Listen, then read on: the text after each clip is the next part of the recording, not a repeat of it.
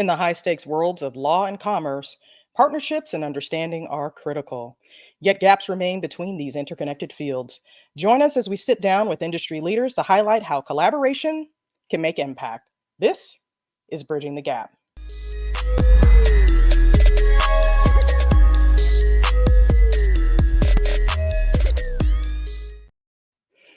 Dr. Gaby Longsworth brings a unique blend of science, law, and hair care expertise. Gaby earned a J.D. at Georgetown University Law Center, a Ph.D. in human genetics and molecular biology at the Johns Hopkins University, and a Bachelor's of Science in molecular biology from the Florida Institute of Technology, a hair practitioner certificate from the International Association of Trichologists, and she is fluent in Dutch. As a patent attorney, she leverages her Ph.D. in molecular biology and genetics to help leading pharmaceutical innovators and generics makers worldwide obtain and defend intellectual property rights. Gaby is a director in Stern and Kessler's Biotechnology and Chemical Practice Group and chair of the firm's Diversity and Inclusion Committee and helped launch an affinity group supporting women attorneys. Her legal insight has earned consistent recognition as a life sciences star from LMG Life Sciences.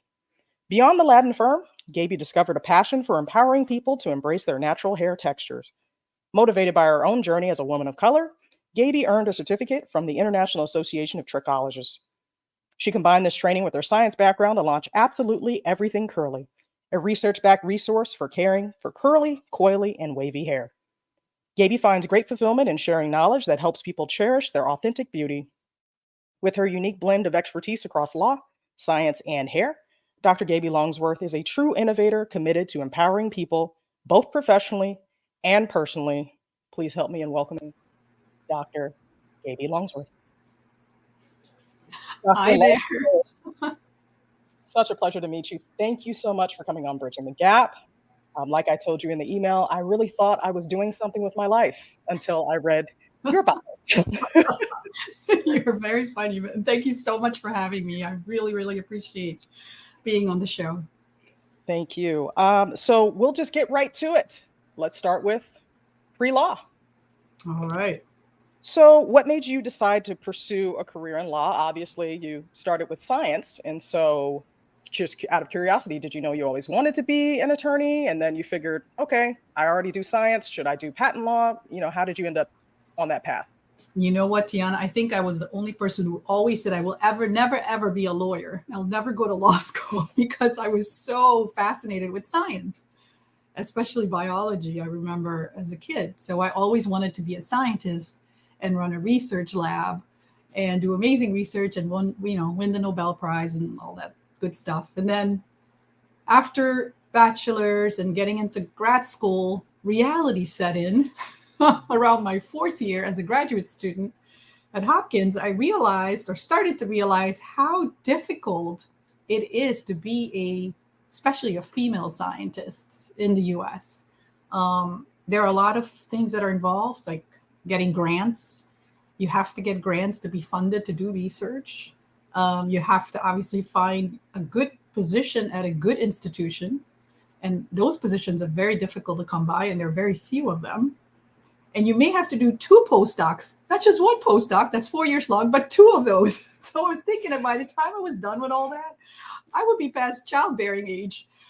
And so, I decided to research what else I could do with a PhD and not feel like I had just wasted 6 years of my life, or would have wasted 6 years of my life. And I did a lot of soul searching and a lot of research, and I spoke to a lot of people. I like to research everything. And stumbled upon patent law and thought, wow, that's such a great, unique blend of science and law, although I said I wasn't going to go to law school. But, that science component that you always have and that you would always be interacting with scientists, that just fascinated me. So I took the plunge and decided to go for it. I could actually in patent law, you could be a patent agent, where you don't have to go to law school. You can take an exam that's offered by the United States Patent and Trademark Office, and you can be a patent agent.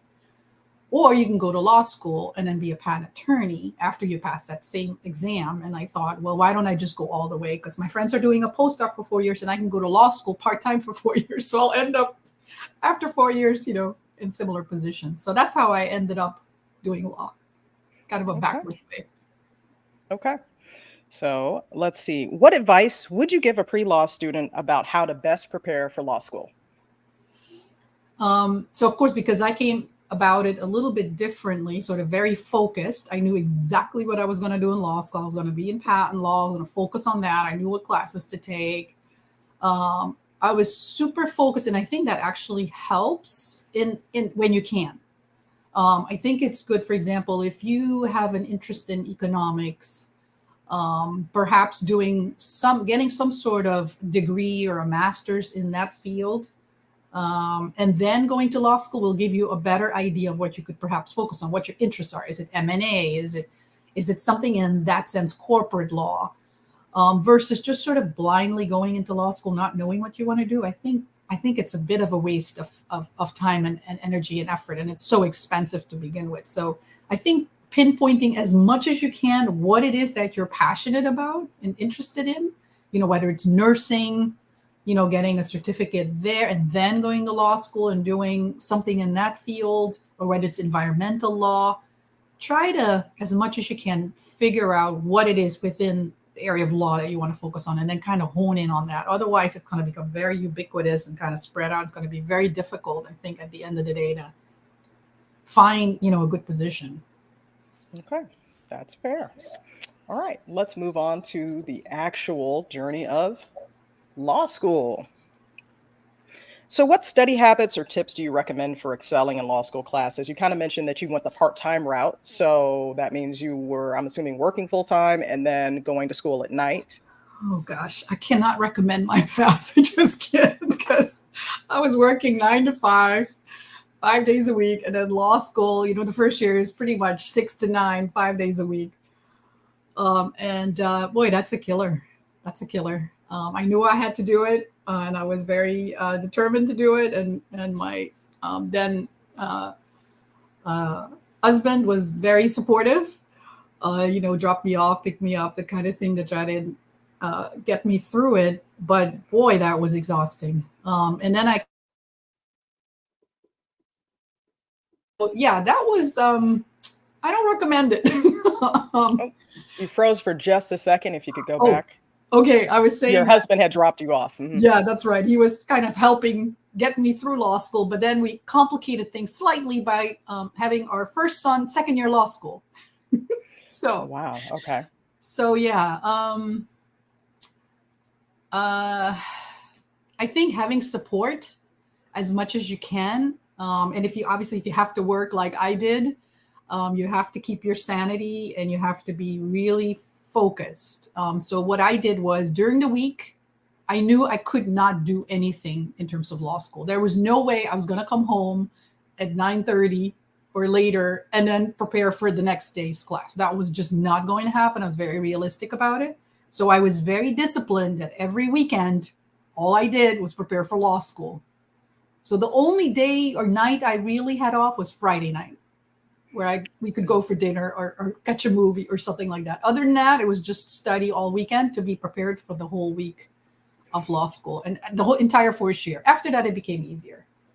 Okay. And so, with that, because you had a finite amount of time, can you walk us through kind of what your schedule was like? Did you waste time case briefing, or, how did you really just maximize that time?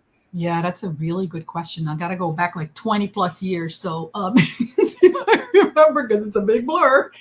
But I remember taking every advantage of every possible help, aid, guide, or whatever else was out there to get me, instead of reading 100 pages of one case, I had to bypass a little bit. I can't say that I read all 100 pages every time.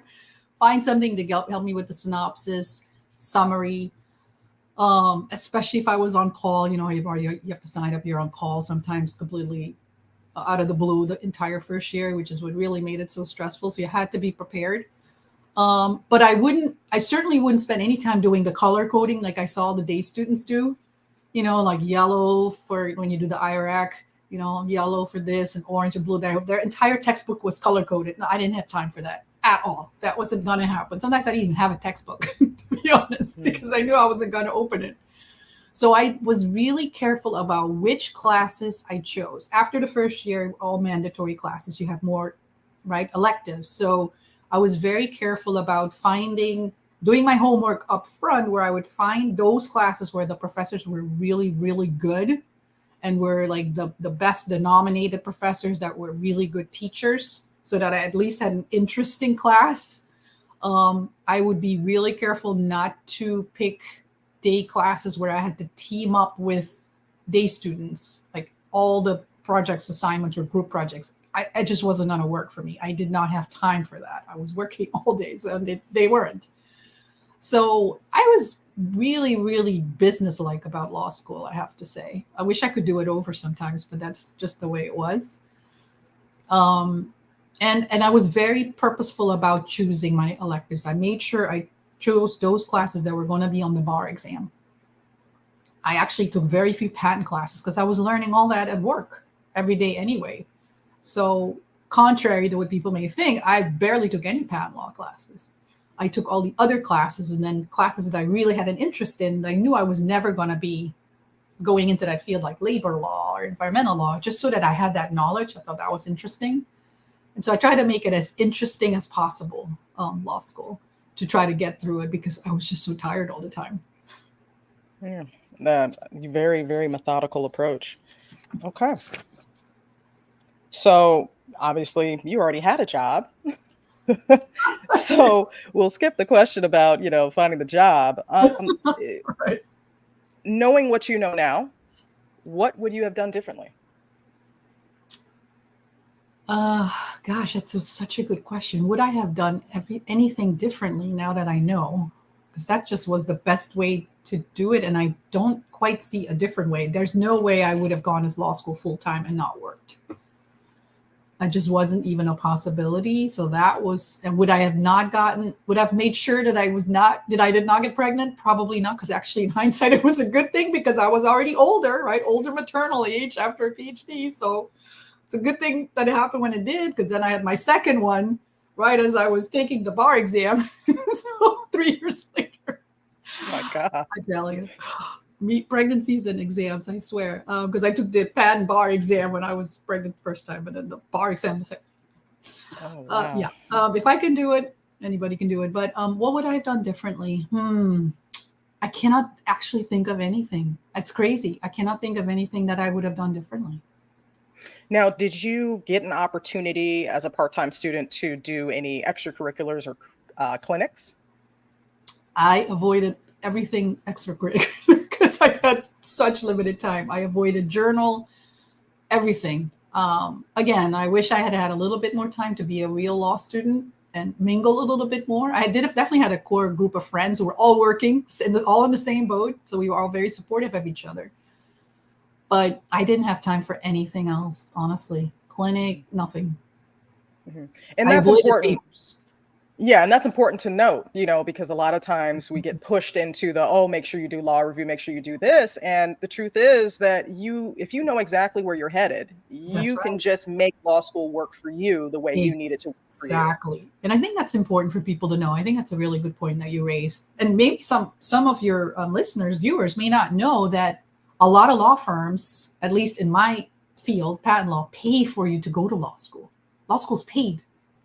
That is huge.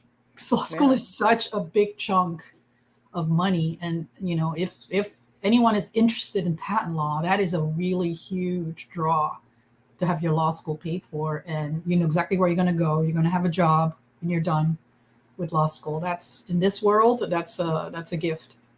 Yeah, absolutely. Okay, let's transition to mental health. So what self-care or stress management techniques were most helpful for you as a law student? And then what advice would you have for law students about avoiding burnout and staying grounded? Yeah, that's I think if you go to law school full time, you may have a lot more leeway, to get fresh air, to work and get your exercise in every day, get, de-stress, do things that are completely different than law school. For me, it was harder because I just didn't have a whole lot of opportunities. But as soon as the first year of law school was complete and I could sort of have more of a chance in choosing my own classes, things became so much easier. So I think it's, for me, putting those timelines in my brain and have something to look forward to, like, okay, it's hard now, but it's going to get easier, and then it's going to get easier, and sort of working towards that. In one sense, when I needed to, I would skip class.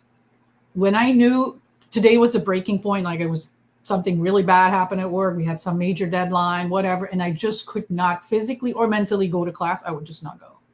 And I would not beat myself up about it. Sorry, I couldn't go. I needed a mental health day. It's you'll make it up at some point, and sometimes you honestly don't miss a whole lot. So I had to be really mindful of that, and I'm pretty good at figuring out where my point is, where my breaking point is. I don't want to get to the breaking point, don't get me wrong, but to know where I'm headed in the wrong direction, just stop it and let it take a back seat. Because to me, my family was first, me and my family's first, work second, and law school third. So that's how I treated it. And I did fine. So I'm just saying, if you need to do that, you can do that. You survived. Yeah. And that's important. Everybody's way to de-stress is completely different. And so I do appreciate your honesty. And look, I sucked it up, pushed through. And when I hit a wall, I took a break. That's right. Nothing wrong with that. There's nothing wrong with that. And you know what? My favorite hobby, which is reading, I couldn't do. I did not read, I want to say, more than 1 or 2 books the entire time in law school. I just didn't have any time to read or energy, because I had to read all the material. So that was sad. And as soon as we were done with law school, I, made up for it. But yeah, that was the sacrifice I had to make. Okay. Moving on to networking and career. And so I'm going to take a stab and say that even though you were already set up, you kind of had a direct pipeline of where you were going, you still networked, right? Absolutely. Oh my gosh. Networking is so important right away. I don't think a lot of people realize, like, start networking with your law school classmates, because they're all going to go places. And as soon as you start building those relationships and going to conferences together or meeting up at other professional networking events or law school events or whatever you have time for, it's so helpful and important, because half the battle is relationships.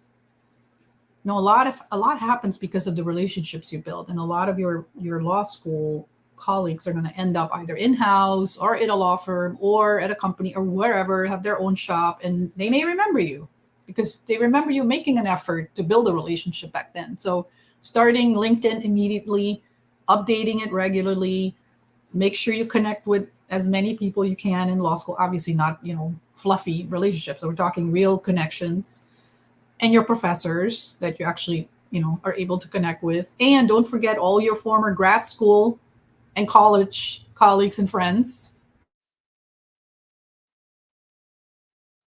Super important. Okay. So let's move on to the future of law.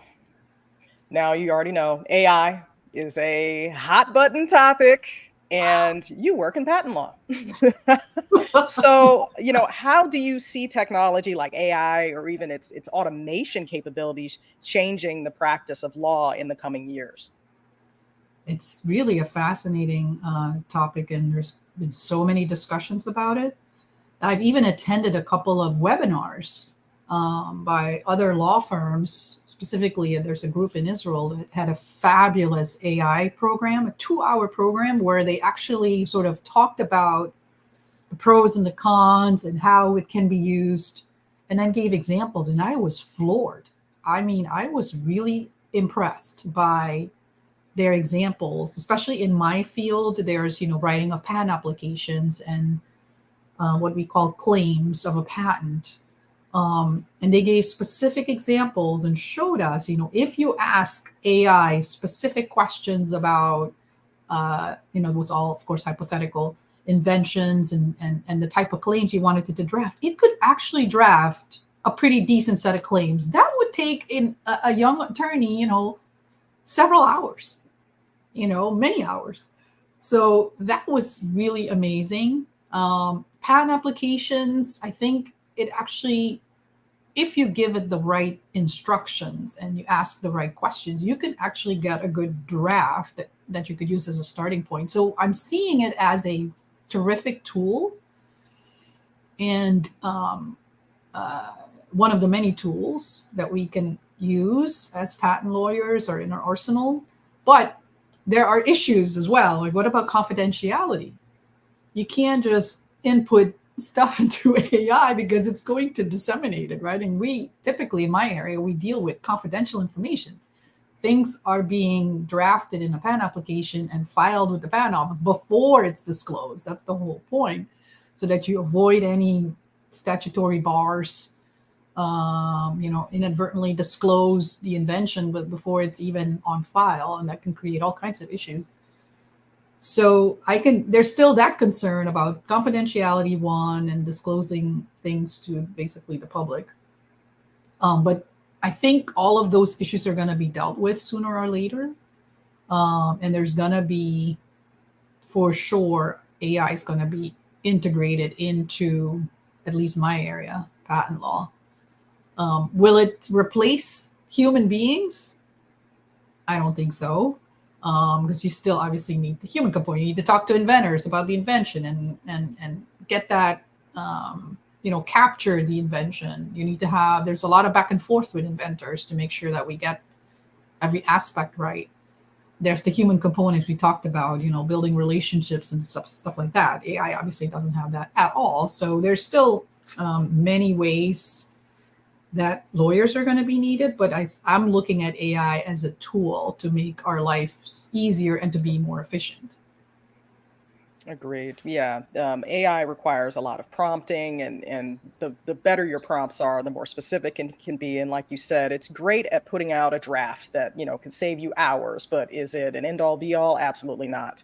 Oh yeah, well, we saw that example, right, with the one lawyer who got a bunch of cases from AI that were all made up, and they weren't checked. Oh my gosh, it's so Yeah, terrible. it was the talk of Reddit. Oh, kind of feel sorry for them. My goodness. Yeah, I can't say that I would have been naive enough to do that. You know what I'm saying? Like, it's too Exactly. new. It's too new and it's not perfected. Like, why would you even take that risk? And Exactly. from what I read, the judge is having a field day, made him sign an Oh, affidavit. Yeah, tell us you research these cases so we can go ahead and snatch your license, please. Yeah, oh, so joke's on terrible. him. Yes. Very Okay, terrible. so let's see here. Beyond just reacting to changes, how can attorneys in the legal field proactively shape the future of the profession? Well, of course, there's so many areas of the law, and they're probably all slightly different.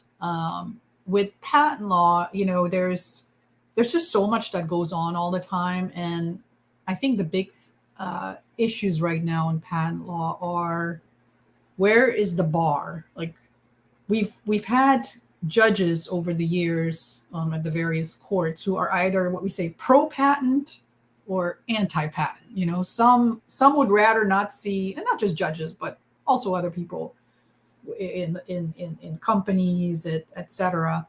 Some would rather not see any patent rights. So everybody just freely copy and do whatever. And then there's the pro patent camp, which most patent lawyers are on the pro patent camp, where we have no work. Would prefer to see inventions captured and patent rights, etc., enforced, and patents not just granted by the patent office and then killed later on, in litigation, because patents drive innovation. Why would a company invest millions, literally millions upon millions of dollars in a new pharmaceutical product if they're not guaranteed some patent protection to block others from copying it and just selling it the same way they do, right? The whole point is to invest all that money, but to have some protections that you can make your money back and have more money to then reinvest in R&D. So it's a delicate balance. And, we've had periods of time where it's very skewed and we feel like it's very anti-patent. Patents get knocked down on the federal circuit, or they go down in these inter-parties proceedings at the patent office. There's all kinds of ways where after you've invested 50, 60, 100K into getting your patent, it can actually get attacked after it issues. Like, you're not done yet. You can actually get attacked, and then you got to go fight that. So it's a really difficult situation for startups. because it's so expensive, or even the smaller companies. And then at some point, the bigger companies are like, well, why are we doing this again? We're investing all this money and then these patents just get killed. Like, what is our incentive? But if we have no incentive, then we're not going to invest. And that's not good for the United States in general or the world, really. And other countries sometimes are way more pro-patent than the US. So then, it's like, well, why don't we just get a patent in Europe or somewhere else and not even bother about the US? And if that happens, that's really bad for our economy. So there's so many intertwined issues that are going on. But lawyers, I think, can shape it by participating in, for example, AIPLA or other organizations that shape the law, or where you can at least have a direct connection or indirect connection to the director of the PTO or your senators or whatever other ways there are to shape the law, because they do pay attention. And, the patent office often sets out proposed rules, and you can actually comment. The public can actually comment. So there are many ways for lawyers and practitioners to get involved in shaping the law if they're interested. And not that many people are typically interested, but there are ways to shape the law, and there are many organizations that I could recommend if people were interested. Okay.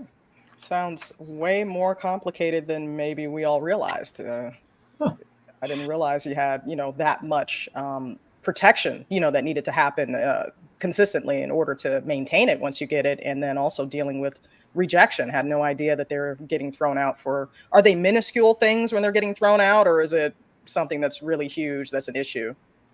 It depends. Typically, patents are attacked for either because they're what we call prior art. The invention was previously disclosed, either exactly as claimed or in an obvious variation of that. The patent can go down for that. For example, the patent examiner may have missed something. There may have been several references that already disclosed in what's claimed, but they missed it. And so, a competitor has found that and is now attacking the patent based on that. Or the law has changed. And so what you were able to get before the law changed was maybe this, what we call a genus. Let's say we're talking about antibodies. You can get a genus of antibodies by disclosing characteristics that are in common amongst the antibodies that you're claiming. And there could be millions covered in a claim. You haven't made all million. You've disclosed enough of them to give you support to claim the million. Now the law has changed and said, well, that is not enough.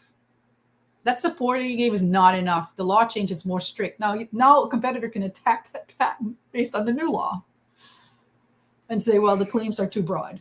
Because you claim too much, the law's changed, patent needs to be slashed. And a lot of patents have gone down because of that. Important patents covering big blockbuster antibody drugs. So it's just, it's really difficult for innovators to know and to be able to foresee what's going to happen, because you really don't know sometimes. The law just has changed. That's just to give you a few examples. There's many other ways that a patent can be attacked, but those are some of the common ways. Yeah. Okay, let's transition to bridging the gap. What advice would you give students or new attorneys for developing relationships and credibility across sectors? So, you deal with pharmaceutical companies mainly and dealing with, I would say, biotech, so to speak. That's right. But you have people that might do mechanical devices and whatnot. Do you find any intersectionality between those areas? Yeah, actually, there are a lot of interdisciplinary efforts and teams these days, I think even more so than before, because a lot of times there could be a mechanical device that has a drug in it. And so members of both groups, from the biopharma group or chem group and then mechanical group work together in a team. With the litigation group, litigation obviously touches so many things. So the litigators can often work with a mechanical person or a bio person or a chemist, or if it's software, with a software person. I mean, there's almost every project, I want to say, these days seems to be some sort of interdisciplinary group. Even with trademarks, there could be trade dress, and it has several components where you need people with that expertise. So if you like teams and team efforts, definitely you would experience that a lot in a typical patent firm. And do you find the stakes to be high? I mean, you're dealing with some people's life's work, right? Or major corporations' next big line item on their budget. How important is credibility? Yeah, no, that's definitely a huge, very important part of it. Of course, not every case, right? It's a much small majority of cases that are the bet the company case, or if the client loses, the company's bankrupt. That kind of thing. That's not the majority, that's the minority, but it happens. And sometimes there's a lot at stake. I mean, we really feel responsible, that we need to win this case for the client, or the repercussions are going to be pretty bad. And of course, we do the best we can. We can't always come out on top, but we make a huge effort to, settle or whatever else you can do. And sometimes it's on the patent prosecution side of things, getting the patent for this client. Maybe it's a small startup, but getting that patent for them is so important, because as soon as they get that patent, they can get funding, because they have now shown or proven to potential investors that, this invention is actually serious. They got a patent from the patent office. It's actually certified now that it's true. So there are a lot of examples. It's not always the big companies. It's also the small startups or the universities, where maybe a license agreement is a huge deal. And they get that license because we got them the patent. Sometimes it's a European patent. We work with foreign associates, lawyers in respective countries that also do patent law and also have, advanced degrees in different areas. And sometimes it's really important to get a European patent or a Chinese patent, because the Chinese investor wants to see a Chinese patent before they're ready to invest. So there's so many moving parts, but yeah, sometimes the stakes are really high. Yeah. And so for anyone watching, it's very important to note this is not a career path where you can just float through. Okay. Yes.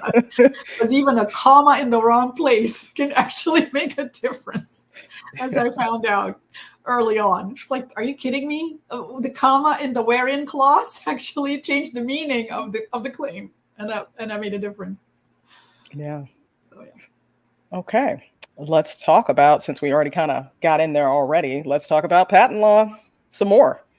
So as someone with a PhD in human genetics and molecular biology, how does your scientific training inform your work advising pharmaceutical companies on IP issues? So where it's coming from is, I would imagine sometimes big law executives are like, I need it now, blah, blah, blah. And so you have to kind of explain to them, here's why we need to do X because we can't do Y. Not so much in that aspect. I think the big executives are pretty savvy usually, and of course they have an army of scientists.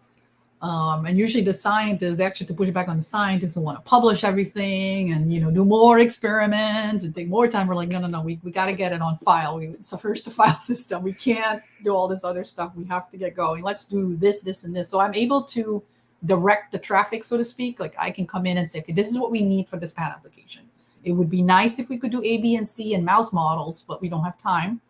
So can we do these other experiments and have that data, just in vitro data, in the test tube? And that's sufficient in a lot of situations. And where it isn't, then I'm able to guide them on what we need to get this patent application filed, and also what are we going to need to get it issued or allowed. So that's where having that PhD can be useful, because I can speak the scientist language, but I can also dumb it down and talk to the boss and explain, if the boss doesn't have an IP background, obviously, or a science background, sort of explain from a business perspective, what do we need to do and why is this important or not important? Why do we need to spend money here or not? So you have to kind of weave in the business aspect. You can't just be like a patent practitioner with tunnel vision and not pay attention to all the other competing things. You got to think about the business aspect. What's the ROI? Does it make sense? Sometimes it doesn't make sense. Guys, let's just keep a trade secret. Let's not disclose any of this. Nobody's going to figure it out. It's impossible to reverse engineer. Let's not disclose it, because once you've disclosed it, you can't take it back. So sometimes I actually go against, right? I could make more money writing a patent application or doing that, but sometimes I'm like, we should just keep it a trade secret. It makes no sense. And then we have that discussion.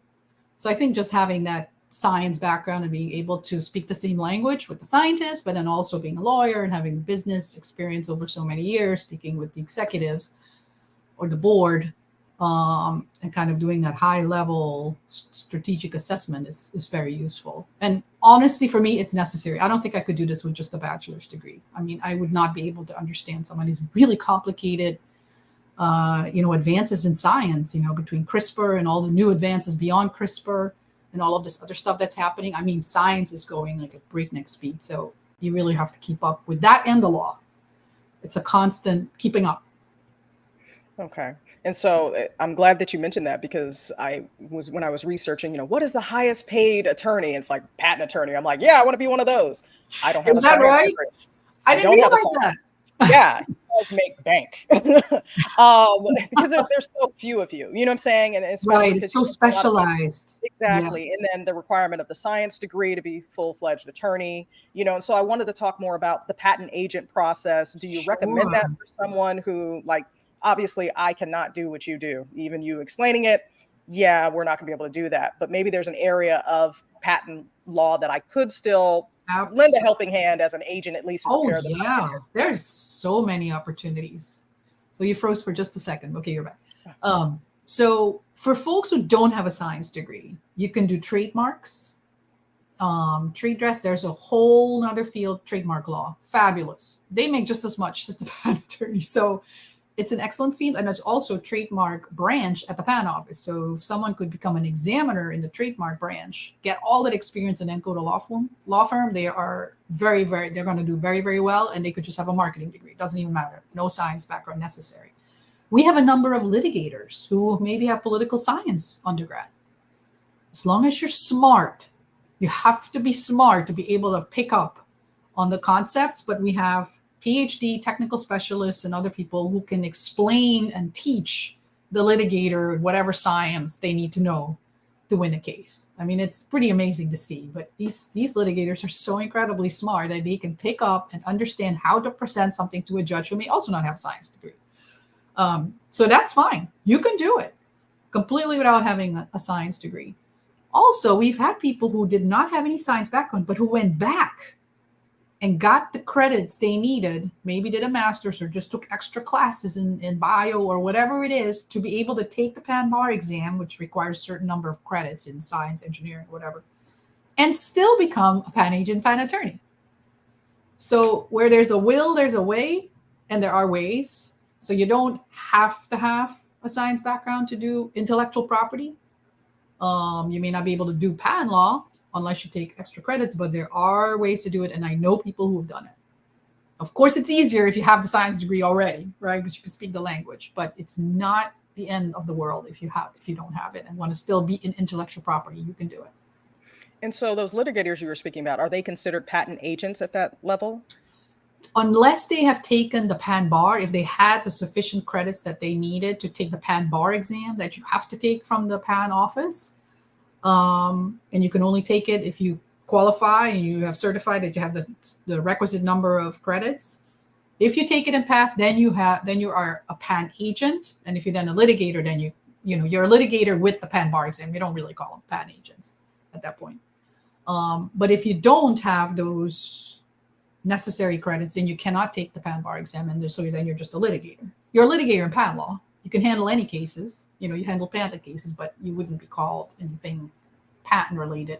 Same for a lawyer who has a science degree but does not have to take, who has not taken and passed the PAN bar exam. If you have not taken it, you cannot call yourself a patent attorney. You're just an attorney until you have taken that exam and passed it. And it is a tough exam. For a while, it was only a 33% passing rate. It's insane. Once you've taken that and passed, now you can call yourself a patent attorney if you graduated from law school. Okay. And so with the agent aspect of it, is it just glorified paralegal? What is that? So the agent aspect is if you have, let's say you have a bachelor's degree, and you have this requisite number of credits that the PAN office requires, you can take that exam. If you pass it, you are now a PAN agent. You can actually handle cases and correspond with the PAN office without any supervision of a lawyer. You are authorized to do that. So it's actually a pretty big deal if you're a PAN agent. And there are career PAN agents who have fabulous careers, who didn't want to go to law school, but they're patent agents. They do the same work as the attorneys, pretty much. I mean, we don't distinguish between patent agent and patent attorney. It's the same work. They just can't counsel a client on their own because they're not attorneys, and they can't sign legal opinions. They cannot never become a partner in a law firm. But other than that, they can do everything else, and they do very well for themselves. Okay, thank you. Hmm. All right, let's talk about absolutely everything curly. So we're going to talk about black hair, long hair, don't care, curls, all of that. So what inspired you to launch Absolutely Everything Curly and create content on the science of curly hair? I think this all started because of COVID. So I typically travel for work every other week. I mean, I'm at airports a lot. But with COVID, I had a little bit more time on my hands, amazingly.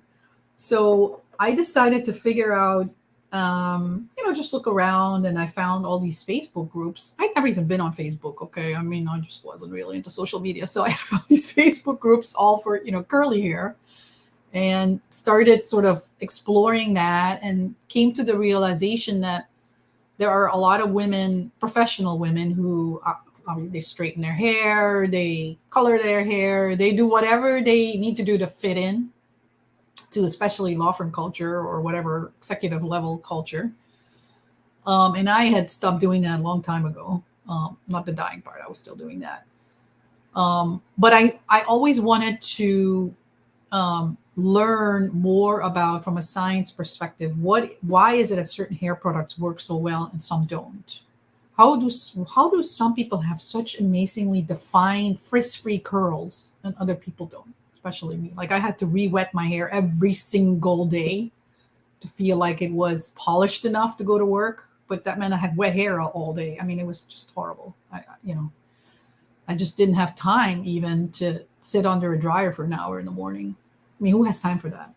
Or straighten my hair? Absolutely not going to happen. I have way too much hair to even blow dry it. So it was a struggle, trying to be natural and not do all the chemical relaxers anymore, which I really hated, but I did because it just felt like it made everything easier. So doing all that research and learning so much about just hair biology, product ingredients, techniques, and all of this, I just felt like there was this whole other world out there that I had never even thought much about, and realized probably a whole lot of other people had never even thought about it. They just assumed that, if you have curly hair, it's going to be frizzy and you should just give up and straighten it or whatever. Well, I had no clue about hair products or product ingredients. Nothing. I mean, I was just a novice. So I did all that research and learned so much that I wanted to share it with others. Especially once I had figured out how to actually wash my hair once a week and actually have defined frizz-free curls in Florida for at least 5 days. I mean, that was like the holy grail, I swear, and finding the right hair products and the why behind it. So that's why I started the blog, and it's science-backed, unbiased, not sponsored. I wanted it to be a research which someone could go and trust the science and trust what's being said there, instead of what I had to do before I had that website, was go to 20 different websites and they all have like conflicting information. Like, I don't know who to trust. And so I wanted to take all that guesswork out of it. So that was my goal. And I wanted to be a welcoming place for anyone, not gender specific, color, hair type, whatever. Anybody, children, adults, anybody can find a place there and find information that's useful and helpful to them. So what are some of the biggest myths or misconceptions you find about curly hair products and care? I think one of them is, the more money you spend on a product, the better it is. Not necessarily true sometimes, but not necessarily true. It's really the ingredients. And so I think not being aware of what's in your hair products, just like what's in your food, it's so similar. And what you're putting on your scalp, things that you would never put on your scalp if you knew what was in there. I think is the biggest thing. The other myth I think is that curly hair is just inherently frizzy and unmanageable, and therefore you must control it with all kinds of horrible things. Completely not true. Any hair type can look gorgeous with the right cut, the right products, and the right techniques. I think that's the biggest one. And there's so many people of so many different backgrounds and ethnic backgrounds, with the tightest curls to the loosest curls. They're all equally amazing if they know what to do with their hair, which a lot of people don't. Yeah, I mean, I went natural Cinco de Mayo 2013, and then unfortunately, I was a victim of hair discrimination in the workplace. I started getting harassed for 3 days straight. And they even brought in a third-party human resources specialist who then, with limp hair, claimed that she had curly hair, but she straightens her hair because it's more professional. Oh, And so you're touching upon that, we as women with hair that naturally grows out of our head, no matter what ethnic origin we are, we're often told that it's unprofessional and it's God-given, which is sad, that people would very, say that. very sad. That just kills me and makes me angry. I've heard stories about women who interviewed for a position, and they did whatever they had to do to get that interview, right? Whether they had to straighten their hair for that interview, or tie it back and gel, whatever they had to do to look professional to get the job, because otherwise you can't even get an interview, right? And then get the interview based on their credentials, their resume. Everything was great, awesome. They got hired, and 6 months later they show up maybe with their natural hair and braids, and they were told, "Oh, you tricked us." I mean, that just makes me so mad. And so I wanted to also kind of be part of that movement, that women, especially I would say Black women, right, with the tighter hair textures that they have, are forced, practically forced, to use these terrible chemicals to straighten their hair. Where we now have studies, and there have been studies for a while now, but these bigger NIH studies, right, that show a clear link between chemicals and hair dye to increase of certain cancers. And so why would we have to subject ourselves to that? It's not necessary, and it's the bias, and I think just a lot of folks not understanding that this is natural hair. And this is how it grows out of our skull. So I wanted to be an example also, I think, to the junior women in the firm and staff, that a professional woman can have her natural hair, curly hair, and gray, because I'm not coloring it anymore. And that's just fine. Awesome. I know we're running out of time, so I'll ask this one last question. How can both stylists and clients better communicate to find the right hair routine? I think the key is to find the right stylist. And my understanding is, I haven't been to cosmetic school, but my understanding is that for natural hair and curly, coily textures, there's actually no training in cosmetic school on how to cut, really, how to even treat curly hair. So can we start there perhaps and have the cosmetic school take on the charge to really properly educate our stylists? Because right now it's kind of like a hit or miss to find the right stylist who even understands curly hair and doesn't butcher it. I have been to many, many butchers over the years, and oh my gosh, it's finally to a point where I can where I can, I have my main stylist, and I can figure out where the stylists are. In fact, I have a stylist salon database on my site with specifically over 1,200 curly hair specialists, so that we don't have to get butchered anymore. But having the communication and doing a discussion up front, like, don't go to the first appointment and have your hair done. Ask them, how many people have you cut curly hair? How do you approach it? Are you familiar with these terms and these curly cuts? And if it doesn't look like they know what they're doing, run. Just run. Don't go. Find someone else. Yeah, that's so important. Don't be afraid to ask those Don't questions. be afraid to ask. Do Well, your Dr. research. Longsworth, thank you so much. Today was amazing. I learned about science. And would you be open to maybe potential students wanting to explore patent law, reaching out to you to ask any questions that maybe I missed today? Absolutely. They can reach me on LinkedIn. I always respond, and I've talked to many, many students over the years. I'm happy to pay it forward. And thank you for having me on the show. It was really a pleasure. Awesome. Thank you. I am deeply passionate about sharing my knowledge and research. This educational space was created to help you discover and embrace your hair in its natural form while saving you time and money in the process. The information provided here will help you learn about your hair's characteristics and the proper hair products and techniques that will enhance its authentic look and feel. And that is from Dr. Longsworth's website, absolutely everythingcurly.com.